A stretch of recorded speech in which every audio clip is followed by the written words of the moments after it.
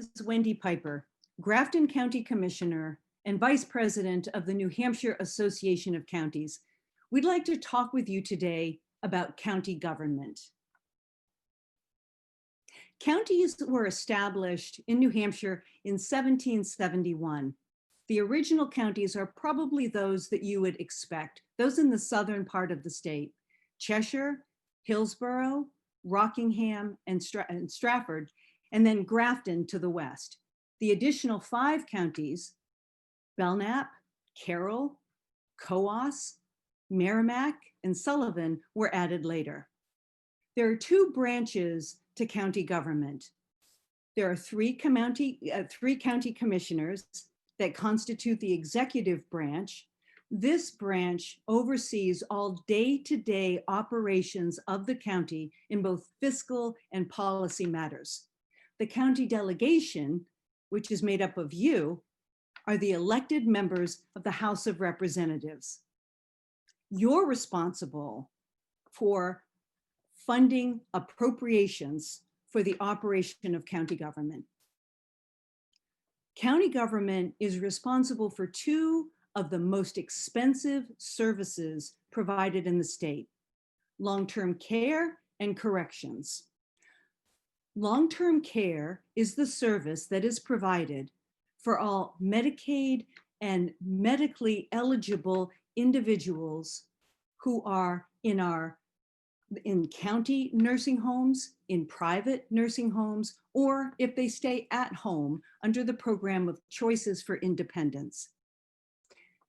County jails hold incarcerated individuals under either pretrial or sentencing conditions.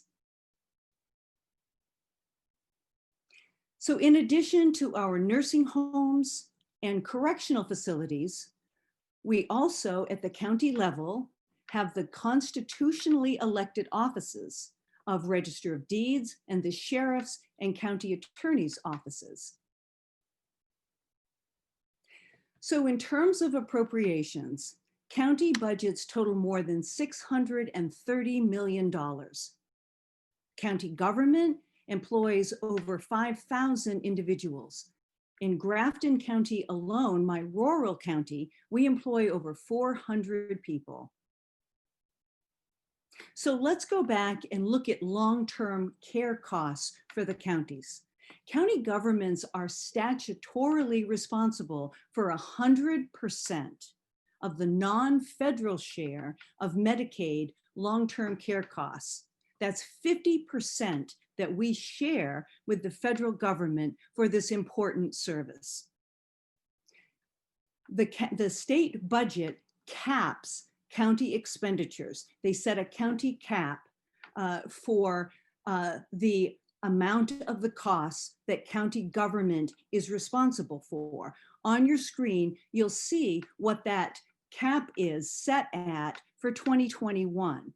It's $126,923,933.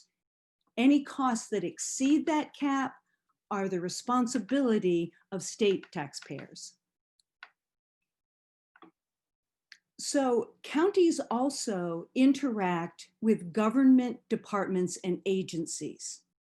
As you would expect, because of our responsibility for long-term care, we work with the Department of Health and Human Services. In addition, we work with the Department of Revenue Administration.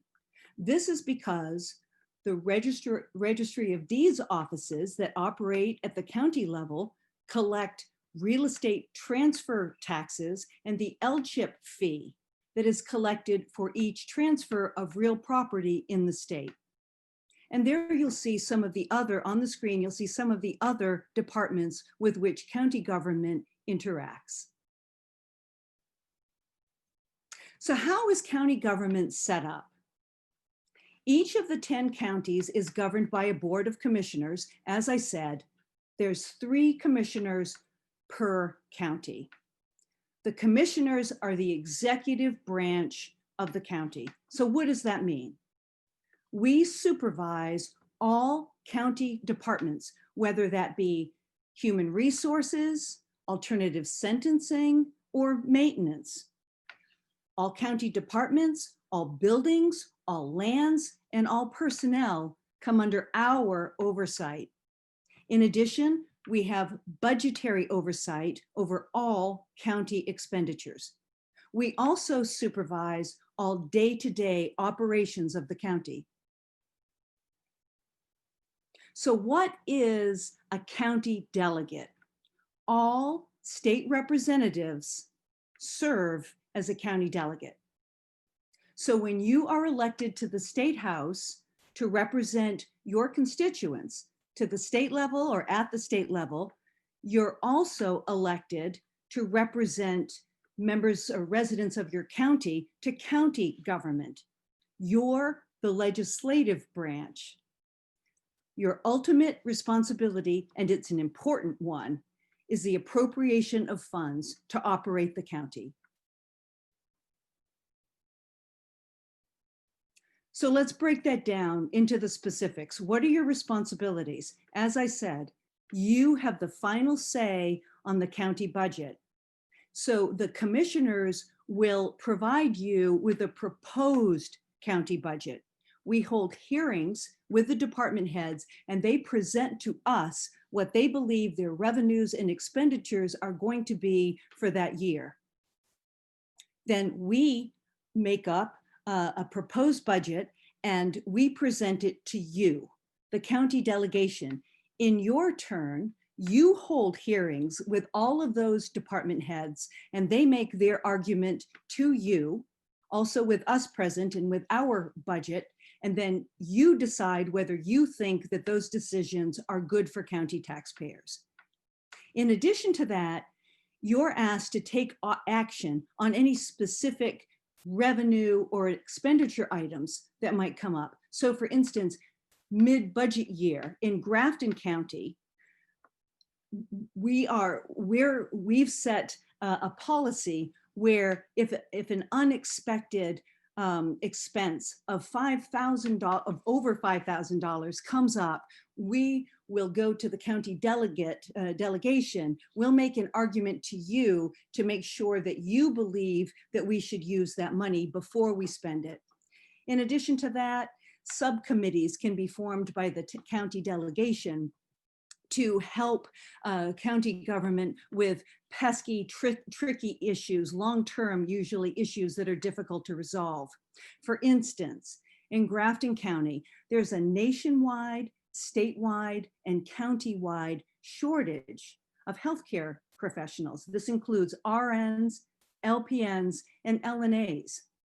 So our county delegation formed a subcommittee that was very helpful to us to figure out, why are we having a difficulty recruiting?